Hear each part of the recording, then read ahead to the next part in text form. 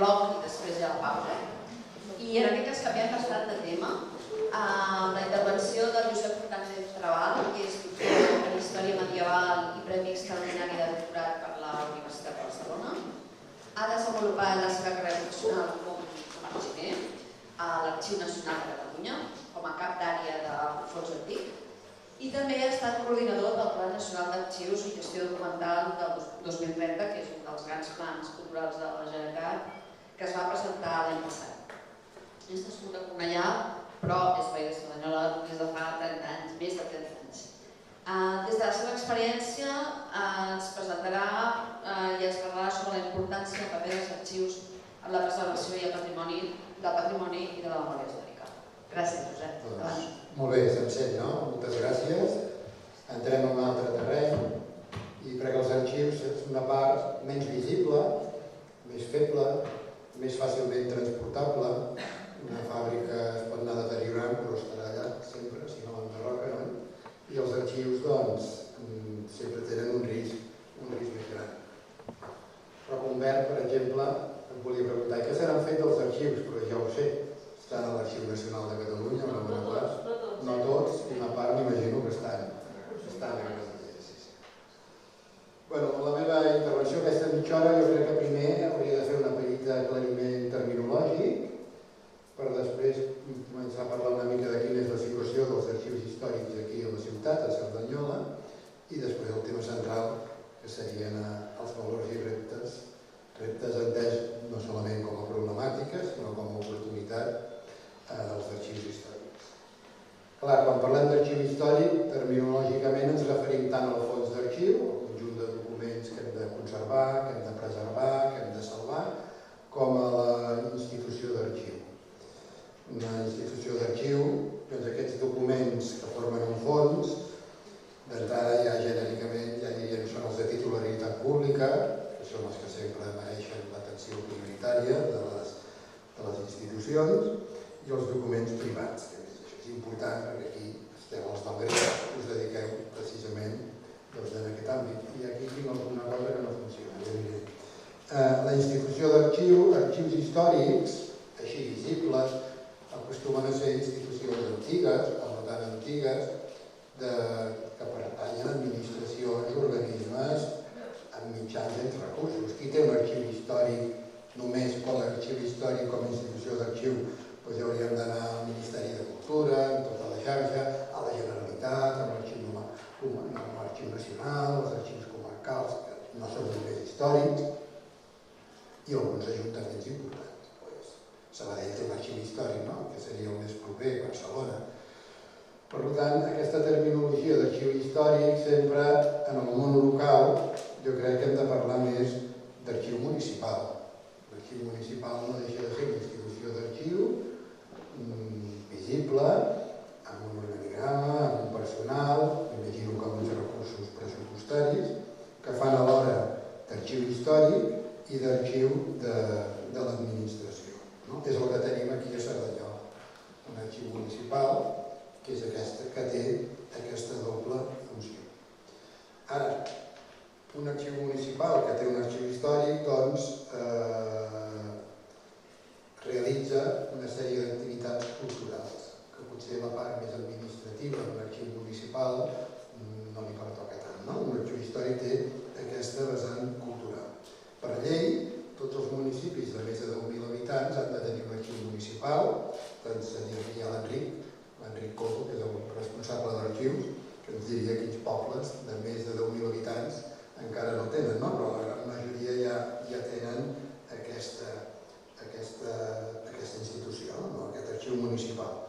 És molt important entendre que la responsabilitat d'un arxiu municipal no s'entén només sobre el patrimoni documental municipal, és a dir, sobre l'arxiu propi generat per l'Ajuntament com a institució rectora del municipi, sinó que un arxiu municipal té responsabilitats sobre el patrimoni documental local, és a dir, fons d'altres institucions, del sector privat, de famílies, d'empreses, etc. I un arxiu municipal íntegre, amb la voluntat de ser, no pot descuidar cap dels dos aspectes, el patrimoni propi del municipi i el patrimoni documental local. l'Arxiu Ara Municipal de Cerdanyola sé, parlant amb el seu director i m'ho ha explicat, que té un pla estratègic que contempla precisament aquestes dues vessants. Els arxius privats són aquells arxius que...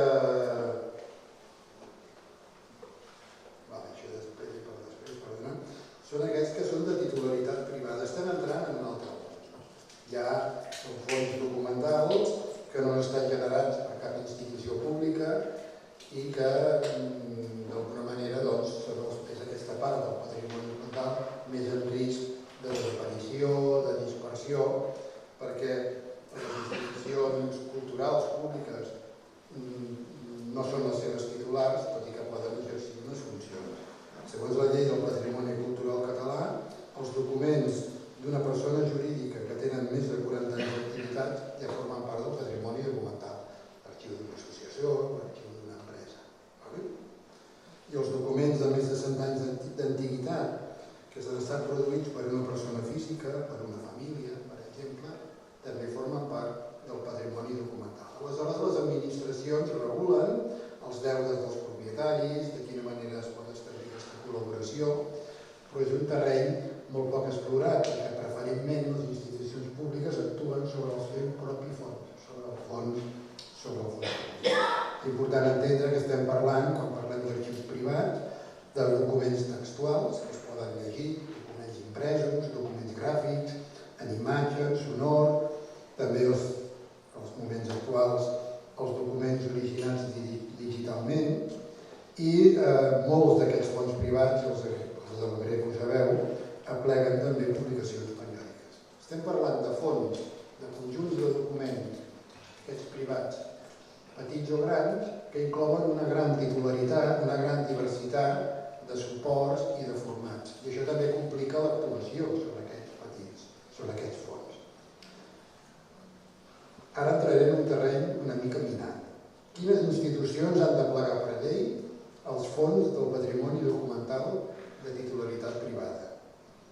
Jo diria que ordinàriament són els arxius públics, aquí en un municipi seria l'arxiu municipal, però hi ha una tradició, de vegades no escrita, bastant consolidada a casa nostra, que té a veure amb les tradicions, la història, els avatars que han viscut les institucions culturals aquí a Catalunya, que en determinats casos biblioteques i museus poden aplegar, i de fet apleguen també, determinades categories de fons documental. Les biblioteques, algunes, les grans biblioteques, les que tenen fons patrimonial, les biblioteques de barri, que estan, les biblioteques de la ciutat i dels pobles tenen una altra funció, algunes biblioteques poden ingressar determinats documents singulars que es poden considerar patrimoni bibliogràfic, perquè de fet els consideren. És a dir, el manuscrit d'una obra literària, moltes vegades els mateixos autors prefereixen que sigui conservat en una biblioteca que no en un arxiu. I ara ja no entro això, és un tema controvertit. I els fons personals dels escriptors. De fet, la Biblioteca de Catalunya, per exemple, que és la institució més forta aquí a Catalunya, doncs té una línia ja molt estesa de recuperar arxius d'escriptors i manuscrits. I moltes vegades qui té la paraula és el propietari d'aquest fons, que decideix això com vol anar. L'opinió de l'autor o del propietari d'aquest fons, doncs, no, és que tinc un crono aquí, això ho he aprofitat perquè...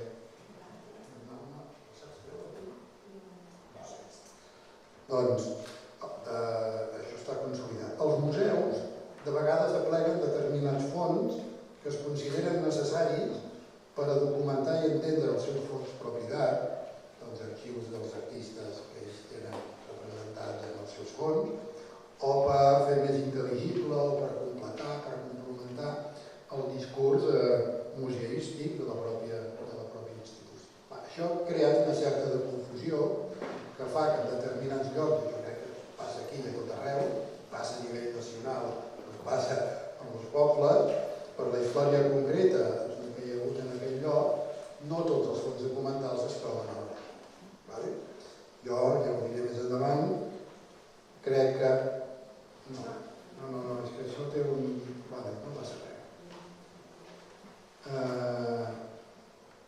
Crec que això té una...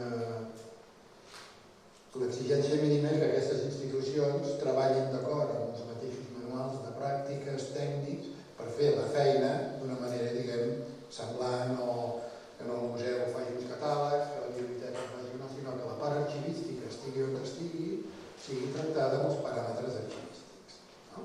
I això l'arxiu municipal crec que podria tenir aquí un treball de coordinació o de lideratge. A Cerdanyola del Vallès trobem que l'arxiu municipal que existeix i que ara l'Ajuntament tira endavant un pla estratègic i amb previsió d'ampliació de personal, etc., l'arxiu municipal fins ara no ha encapçalat aquesta política d'ingrés de fons privats, tot i que conserva alguns importants, el de l'Albert Lázaro, de l'Escurcell, etc. És a dir, la mateixa institució, encara que no hagi tingut una actitud molt proactiva, però la mateixa existència de l'arxiu municipal ja fa que plegui fons privats, que és la seva funció, no solament atendre els fons de l'Ajuntament. El Museu d'Història de Cerdanyola i el MAC és Museu d'Art de Cerdanyola, aquest sí que el coneixem, no? Han rebut ingressos de fons i col·leccions documentals. I aquí a Cerdanyola, no sé si és l'únic cas, hi ha una entitat ciutadana, el GREC, que també realitza una tasca, jo entendria, substitutòria, per no treure mèrit, de localització, ingrés i digitalització. És a dir, el GREC, diguem-ho clar, està fent una tasca de salvament. De vegades és veritat, els organismes públics no tenim els reflexes, la immediatesa, la capacitat per actuar o de convèncer de la manera que una entitat privada que no es mou en tants protocols i millor té més contactes i està més introduïda pot fer-ho. Aleshores, aquesta és la situació de l'arxiu municipal, dels museus i del GREC aquí a Cerdanyola del Vallès. Entro ja en el que se m'ha demanat, que és que parli una mica del valor i dels reptes dels arxius històrics, entès com a fons i entès com a institució d'arxius. Parlem amb aquesta dualitat. El primer ho he posat per posar-ho, perquè tots ja ho sabem, que són eines fonamentals pel coneixement del passat històric, de les identitats locals, disculpeu, i de la dinamització educativa i cultural. Això ja tots ho entenem i per això treballem. Cerdanyola, aquests fons privats, referint als privats, ja tenen un valor singular i especial perquè alguns dels fons que haurien de ser bàsics per conèixer la història de Cerdanyola, per les vicissituds, pel que sigui, o s'han perdut, o es desconeix el seu lloc, o s'han desconegut. Parlo dels arxius parroquials, hi ha pobles, el Concili de Trento, a la segona meitat del segle XVI, va dir que tots els rectors de les parròquies havien de portar al dia els registres d'òbits, de baptismes, de matrimonis i de defuncions, d'enterrament. Això és el registre civil abans de ser-ho. El registre civil es va crear l'any 1871 a Espanya. Hi ha parròquies que conserven o tots o bona part dels registres parroquials. Eren els padrons. Quan això no existeix, el Miquel Sánchez ens pot dir on anava ell, a buscar substitutòriament la informació que hauria d'estar continguda en aquests arxius parroquials. L'arxiu del Marquesat de Cerdanyola és una altra història. Existeix realment aquest arxiu que estava al Palau dels Marquesos de Toscanes de València. Una vegada, quan jo treballava a l'Arxiu Nacional, ens va aparèixer la Guàrdia Civil i ens va portar un sac amb unes quantes desenes de pergamins que la policia havia intervingut i que eren del Marquès de Cerdanyola. Són uns pergamins que estan conservats a Sant Cugat i que algun historiador d'aquí local ja els ha vingut a... Però això són les restes d'un gran arxiu.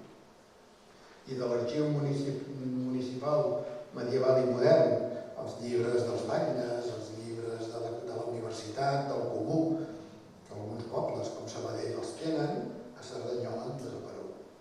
Aleshores, en aquest context, els pocs arxius o molts que es conservin en el municipi, en el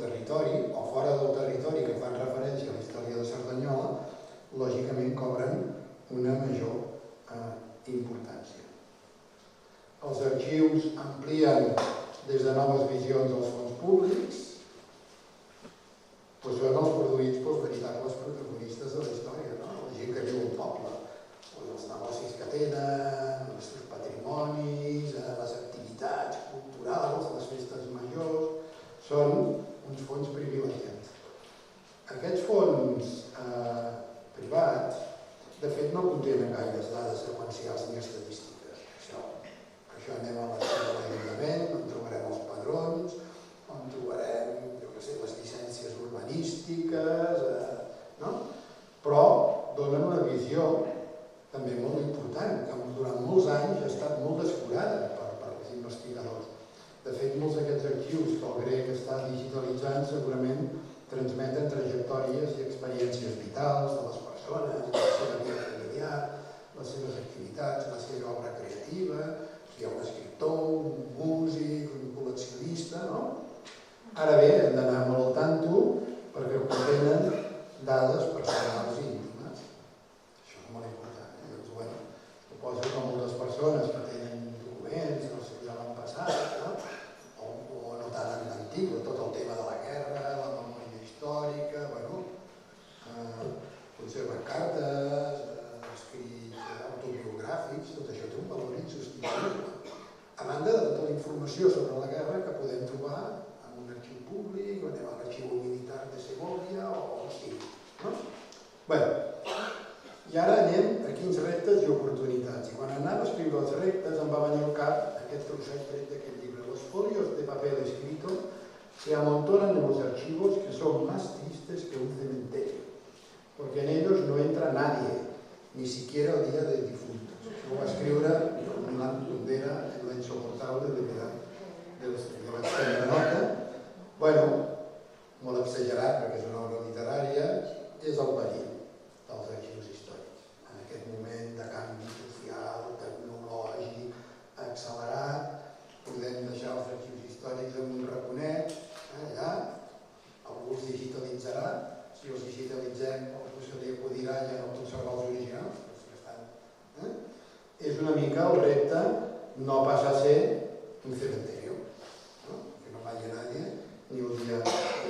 Quan vam fer el pla d'arxius, bueno, és que el mateix col·lectiu professional té dubtes i s'interroga i si serem capaços de fer front a aquest canvi. I algú creu que els arxivers quedarem en els arxius històrics i que tota la producció documental a partir d'ara és d'altres perfils professionals, d'informàtics, gestors documentals, etc. Aquest és el gran repte que aquí a Cerdanyola i a tot el món tenen els arxius històrics. Indicant alguns, no? Els arxius municipals tenen el repte immediat d'adaptació als canvis socials i tecnològics per tal de ser útils a la pròpia administració i als ciutadans.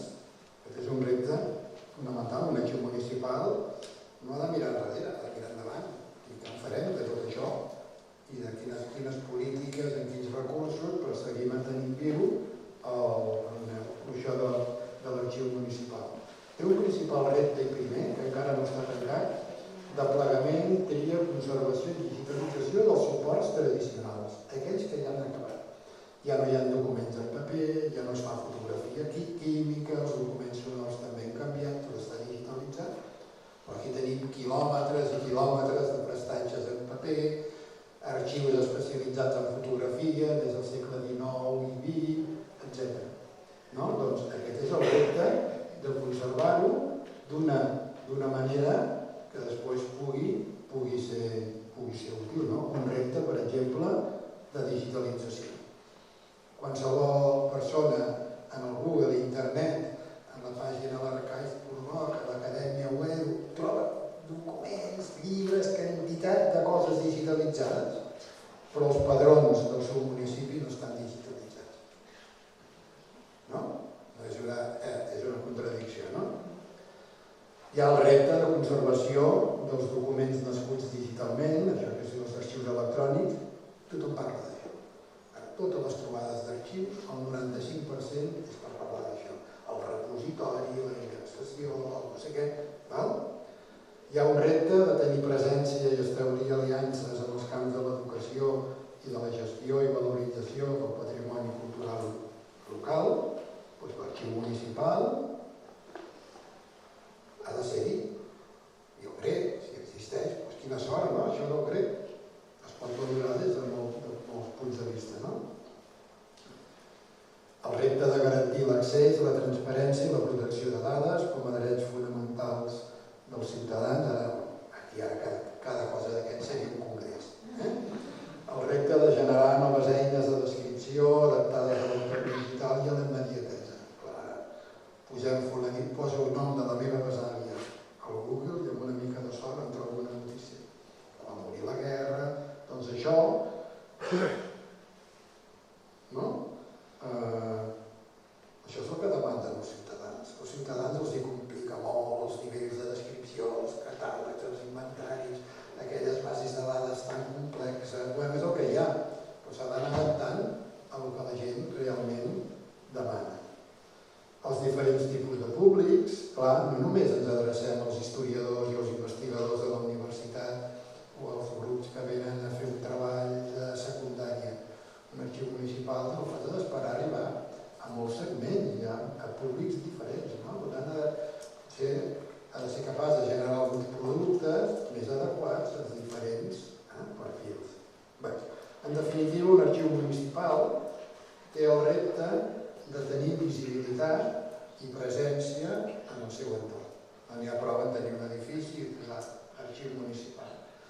Potser ha de tenir un espai propi web, segurament ha de tenir una certa autonomia de gestió, i això es veu en el pressupost. En fi, hi ha coses bàsiques que poden permetre, més enllà dels quebrantos, que diria Miguel de Cervantes en el Quijote, que tenim les persones humanes que estem al front d'aquests i que dirigim o treballem en aquestes institucions. Hi ha una política, no? També hi ha tota una sèrie de reptes que tenen a veure aquesta recuperació d'aquest patrimoni documental local, no el de l'Ajuntament, sinó el privat. Establir quina classe de fons i col·leccions pertocarien els diferents actors públics que juguen en aquest terreny, i aquí correspon el lideratge, potser optimitzar i compartir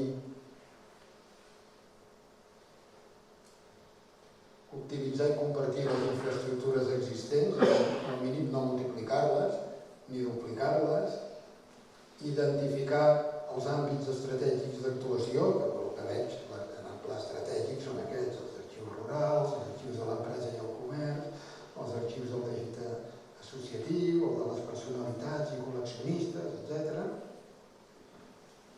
Vetllar, crec que això ho diu molt clarament el pla d'arxius a nivell català, vetllar especialment per la preservació dels documents sorgits del canvi tecnològic dels segles XIX i XX, els fotogràfics, els sonors, etc. Tot això és molt important perquè al final acabes fent història contemporània. I un arxiu municipal és un arxiu contemporani. El paper és una part de les imatges, etc. S'hauria d'acordar, no sé això, una col·laboració estable amb el grec com a eina estratègica local, veure-ho com una oportunitat estratègica, el grec, no com una competència o com un duplicat, per recuperar patrimoni, per poder arribar a sectors diferents de la ciutadania. Això a l'Arxiu Nacional ho han fet, vam signar molts convenis amb entitats de memòria històrica, amb gent interessada en qualsevol cosa, perquè ens obrien àmbits, ambients, llocs on nosaltres no podíem arribar. Doncs aquest és el paper del grec. Perdoneu, ja acabo. Això ja no li agrada, ja ha vist que ja ha passat el temps. Doncs ja està, estava parlant del grec, de quina manera s'ingressa aquests contractes de cessió i ús. Un contracte ben fet ajuda, un contracte mal fet complica, que calen segurament alguns advocats que intervinguin, i oferir que si el grec fa aquesta feina que pugui tenir a mà un manual de bones pràctiques, perquè si el grec digitalitza que serveixi per alguna cosa, no?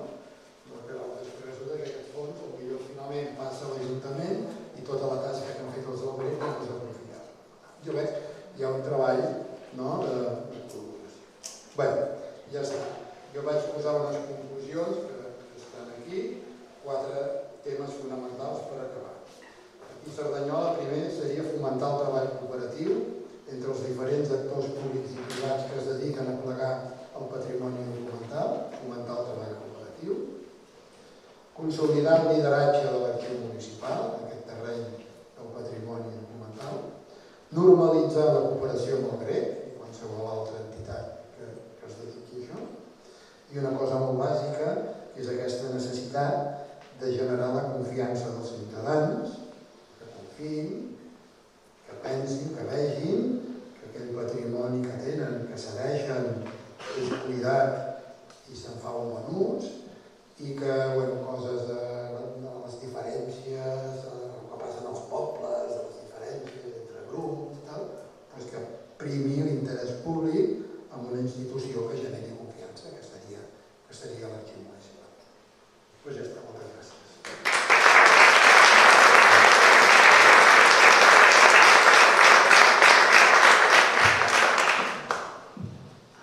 Gràcies.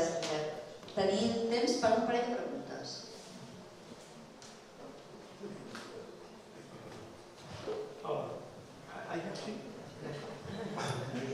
Hola, bon dia. Josep, el grec, que és intel·ligent i prou intel·ligent i s'ha comprovat, no es deixarà dur al lot per la intel·ligència municipal. Perquè si no, l'arxiu de l'Albert Lázaro no havia d'estar allà, sinó aquí, al MAC, i mira on està. O sigui, no, perquè ells tenen, allà a la zona franca tenen una fàbrica de buròcrates intel·ligents que assessoren a tots els dirigents del seu grup, almenys a l'àrea metropolitana. La feina del grec és de moment no deixar-se dur a l'or per aquella gent. I això, aquesta tasca que fan de conservació, de manteniment i tal, quin serà el futur? Ja no ho sé, però si ho han de donar tot després en aquesta gent, serà l'avorriment dels papers, com deia el Milan Kundera.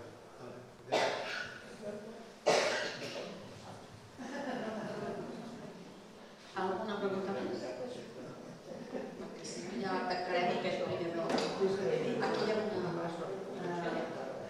Sí? A veure, vostè...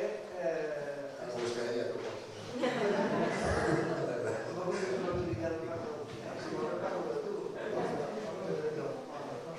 veure, tu que estàs d'acord... A veure, és que ha sortit en un paràgraf i suposo que serà així. O sigui, tots els documents del 19 i del 20, encara que es digitalitzin, aquests documents com a tal, que són història com a document.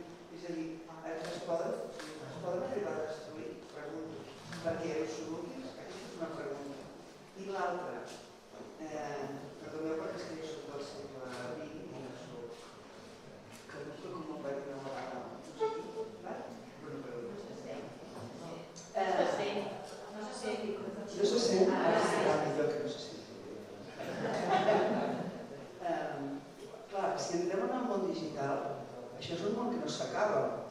M'entens el projecte? O sigui, vam tenir els disquets aquells petitons quadrats, que allò, si algú va tenir l'encert de passar-la no sé què, continuen servint. Jo he perdut quantitat d'informació meva amb aquells disquets quadradets que no hi ha manera de recuperar-los. El VHS, etc. Ara la intel·ligència artificial. La meva pregunta és, inclús els mitjans tecnològics, diguéssim, tenen un temps de durada, perquè contínuament s'han de renovar. M'entens el que vull dir? Que ho tinguem digitalitzat no vol dir que sigui ja permanent, perquè canviaran els sistemes i tot això s'haurà de canviar. És una reflexió, no és una pregunta. No, però toques el tema, el principal tema. Primer, els documents històrics no es poden destruir. Si són històrics, vol dir que tenen uns valors culturals, etc. No es poden destruir, encara que es digitalitzin. Es digitalitzen per donar-los un millor ús, un millor accés, per poder treballar millor amb ell. El problema d'aquests arxius que tu deies del segle XX és que exigeixen unes condicions específiques de conservació que de vegades potser un arxiu municipal no té els recursos per tenir les càmeres adequades pels diferents tipus, els negatius, les diapositives, d'acord? No, s'han de conservar, no. I has deduït això del alguna cosa escrita aquí, doncs és que ho he escrit molt malament. El problema precisament és el que ja has dit, és que els suports aquests de substitució digitals van canviant i no hi ha una garantia de perdurabilitat, vull dir, tot això s'ha d'anar refrescant, doncs això està afegint una sèrie de despeses, és un tema que està totalment obert. Aquests arxius contemporanis són els que exigeixen a la pràctica més inversió, més recursos, polítiques pràctiques, al final els pergamins, o els documents del segle, el paper del segle XIV o XV, això, si ha durat des del XIV fins ara, durarà 500 anys més. Poses en unes bones condicions ambientals, si detectes fongs els desinfectes, de mica en mica es restauren, cap problema. Els documents del Jaume I no és el problema. El problema és la fotografia, i ara ja entrem en el món de les xarxes digitals, que ja no es produeixen arxius i documents en suports tradicionals, i ara per saber el que feia ara ho farà